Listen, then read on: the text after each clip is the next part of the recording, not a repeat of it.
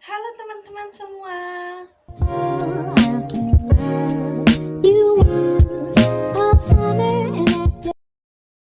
Kenalin, aku Ayu Damayanti dari kelas 11 MIPA 5 SMA Negeri 1 Semarapura. Di video kali ini, aku akan membahas tentang biografi salah satu tokoh pahlawan yang aku pilih, kontribusi beliau dalam memperjuangkan bangsa Indonesia, dan tentu saja alasan kenapa aku memilih tokoh ini. Jadi, tokoh yang aku pilih adalah Bapak Insinyur Soekarno. Siapa sih yang nggak tahu Bapak Soekarno? Berikut biografinya. Bapak Insinyur Soekarno merupakan Presiden pertama Republik Indonesia yang dijuluki Sang Proklamator. Beliau biasa dipanggil dengan sebutan Bung Karno. Beliau lahir di Blitar, Jawa Timur pada tanggal 6 Juni 1901 dan beliau wafat di Jakarta pada tanggal 21 Juni 1970. Ayah beliau bernama Raden Sukemi Sosrodihardjo dan ibu beliau bernama Ida Ayu Nyomarai. Di luar sosoknya sebagai Bapak Bangsa Indonesia, tidak banyak yang tahu jika Soekarno pernah menikah sebanyak 9 kali. Beliau memiliki karisma yang luar biasa, karena itulah beliau sangat dikagumi oleh banyak wanita. Nama ke-9 istrinya antara lain yaitu Utari Cokroaminoto, Inggit Garnasih, Fatmawati, Hartini, Ratnasari Dewi, Haryati, Kartini Manopo, Yurike Sanger, dan Heldi Jafar. Beliau juga memiliki 9 anak, yaitu Guntur, Megawati, Rahmawati, Sukmawati, dan Guru dari Fatmawati, Taufan dan Bayu dari Hartini, Kartika Sari dari Ratnasari Dewi, serta Toto Suryawan dari Kartini Manopo. Masa kecil Soekarno hanya beberapa tahun hidup bersama orang tuanya di Blitar, karena semasa SD hingga dia tamat, beliau tinggal di Surabaya, indekos di rumah Haji Umar Said Cokroaminoto, yang merupakan politisi kawakan pendiri Syarikat Islam. Kemudian beliau melanjutkan sekolah di HBS atau Huger Burger School. Saat belajar di HBS itu, Soekarno telah menggembleng jiwa nasionalismenya. Selepas lulus dari HBS, pada tahun 1920, beliau pindah ke Bandung dan melanjutkan sekolah ke THS atau Teknis Hook School atau Sekolah Teknik Tinggi yang sekarang menjadi ITB. Kemudian beliau berhasil meraih gelar insinyur pada tanggal 25 Mei 1926. Nah, semenjak beliau mendapatkan gelar insinyur itulah, beliau mulai berkecimpung dalam usaha-usaha untuk memerdekakan bangsa Indonesia. Usaha ini bermula saat beliau tamat dari THS dan mulai mendirikan Olgimen Studi Club atau ASC di Bandung yang kemudian menjadi cikal bakal dari Partai Nasional Indonesia yang berdiri pada tanggal 4 Juli 1927. Di sini, Soekarno kemudian mulai mengamalkan ajaran Marxisme. Tujuan dari pembentukan Partai Nasional Indonesia adalah agar bangsa Indonesia bisa merdeka dan terlepas dari jajahan Belanda. Dari keberanian Soekarno ini, kemudian pemerintah kolonial Belanda menangkapnya di Yogyakarta dan memasukkannya ke penjara Barsei di Bandung. Kemudian tahun 1930, Soekarno dipindahkan ke penjara Sukamiskin. Dalam penjara ini, kebutuhan hidupnya semua berasal dari istrinya, yaitu Inggit Garnasih, yang menikah dengan Soekarno pada tahun 1923, di mana Soekarno telah menceraikan Siti Utari secara baik-baik pada saat masih di Bandung. Menurut Belanda, Soekarno merupakan tahanan yang berbahaya karena mampu menghasut orang lain agar berpikir untuk merdeka, sehingga beliau diisolasi dengan tahanan elit yang sebagian besar merupakan warga Belanda. Untuk berbicara dengan Inggit, Soekarno diawasi secara ketat dan juga barang bawaan yang dibawa oleh Inggit dari luar penjara selalu diperiksa secara teliti. Kemudian Soekarno dan Inggit akhirnya menemukan cara yang dianggapnya paling mudah dalam berkomunikasi agar tidak diketahui oleh Belanda, yakni dengan media telur, di mana di dalam telur tersebut sudah ditusuk jarum. Selama berada di dalam penjara, orang tua beliau tidak pernah sekalipun mengunjunginya, karena tidak sanggup melihat Soekarno yang tampak kurus dan hitam di dalam penjara. Lalu kasus Soekarno ini disidangkan oleh Belanda melalui pengadilan Landret di Bandung, tepatnya pada tanggal 18 Desember 1930. Soekarno dalam pembelaannya membuat judul bernama Indonesia Menggugat yang terkenal, di mana ia mengungkapkan bahwa bangsa Belanda sebagai bangsa yang serakah yang telah menindas dan merampas kemerdekaan Indonesia. Dari pembelaannya itu, kemudian PNI bentukan Soekarno dibubarkan pada bulan Juli 1930. Setelah keluar dari penjara bulan Desember 1931, Soekarno kemudian bergabung dengan Partindo tahun 1932 karena ia sudah tidak memiliki partai lagi dan ia kemudian didaulat sebagai pemimpin Partindo. Namun ia kembali ditangkap oleh Belanda dan kemudian diasingkan ke Flores. Tahun 1938, ia kemudian dibuang ke Bengkulu. Di sini Soekarno bertemu dengan Muhammad Hatta yang akan menjadi teman seperjuangannya, yang kemudian keduanya akan memproklamasikan kemerdekaan bangsa Indonesia. Di Bengkulu juga Soekarno kemudian berkenalan dengan Fatmawati yang kelak menjadi istri Soekarno dan ibu negara pertama.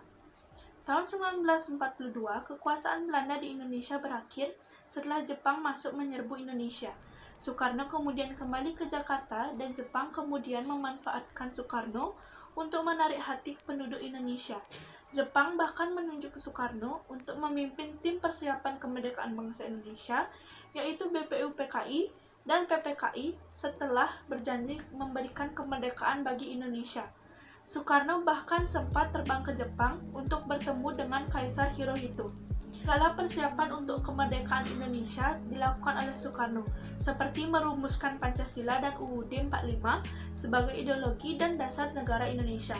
Lalu Soekarno bersama Muhammad Hatta bersama pemimpin Indonesia yang lainnya terbang ke darat Vietnam untuk menemui pimpinan tertinggi Kekaisaran Jepang di Asia Tenggara, yaitu Marsekal Terauchi. Karena terjadinya perbedaan antara golongan muda dan golongan tua, di mana golongan tua yang ingin mempersiapkan kemerdekaan secara matang dan golongan muda yang ingin kemerdekaan Indonesia diproklamasikan secepatnya.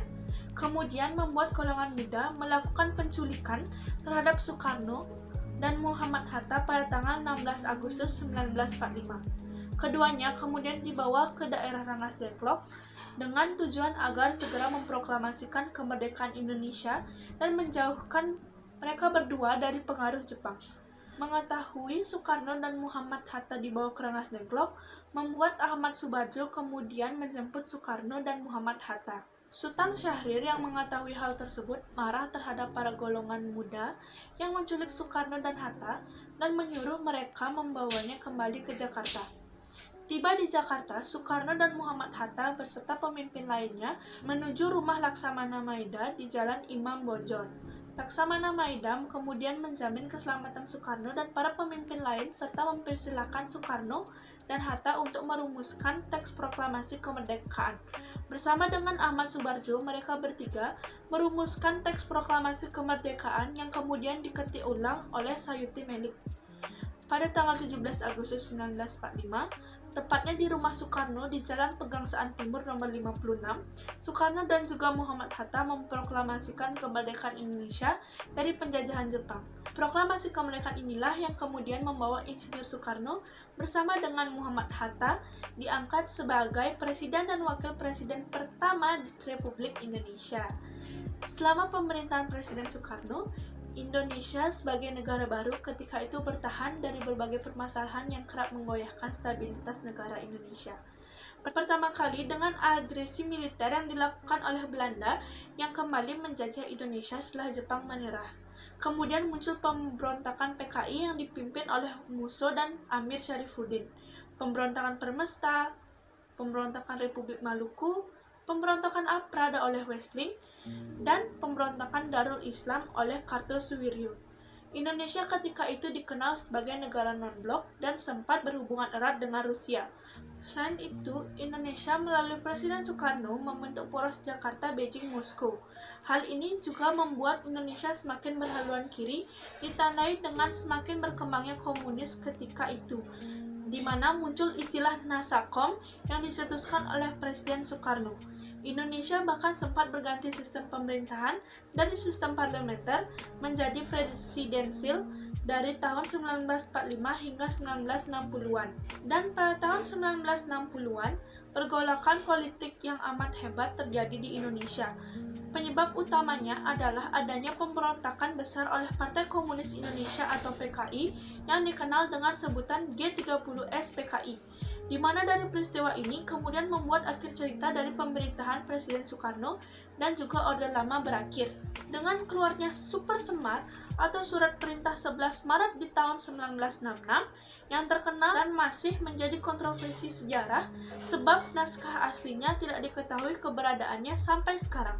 Super Semar dikeluarkan oleh Presiden Soekarno dan berisi himbauan dari Presiden Soekarno ke Soeharto agar bisa mengendalikan keamanan dan juga ketertiban negara yang ketika itu sedang kacau dan juga berisi mandat pemindahan kekuasaan dari Soekarno ke Soeharto yang kelak menjadikan Soeharto sebagai presiden yang baru bagi bangsa Indonesia. Setelah jabatannya sebagai presiden berakhir, Insinyur Soekarno kemudian banyak menghabiskan waktunya di Istana Bogor. Lama-kelamaan kesehatannya terus menurun, sehingga ia mendapat perawatan oleh tim dokter kepresidenan hingga tepatnya pada tanggal 21 Juni 1970, Presiden Soekarno atau Bung Karno menghembuskan napas terakhirnya di RSPAD Gatot Subroto, Jakarta. Setelah itu jenazahnya dibawa ke Blitar, Jawa Timur untuk dikebumikan dekat dengan makam ibunya Ide Ayu Nyoman Rai. Gelar pahlawan proklamasi diberikan kepada Soekarno oleh pemerintah karena jasa-jasanya kepada bangsa Indonesia. Jadi, alasan saya memilih tokoh Soekarno karena kerja keras beliau yang pantang menyerah seperti yang sering kita baca di buku-buku. Beliau mementingkan Indonesia di samping apapun. Walaupun ia pernah dipenjara, tetapi ia tetap tidak pernah berpikir untuk mundur. Beliau tetap berjuang untuk memerdekakan Indonesia dengan pidatonya yang membangkitkan semangat seluruh warga Indonesia. Oke teman-teman, itu dia tadi sedikit pembahasan tentang Bapak Insinyur Soekarno. Dan jangan lupa untuk like, comment, and share ya. Dan jangan lupa untuk selalu mematuhi protokol kesehatan ya teman-teman. Stay safe teman-teman.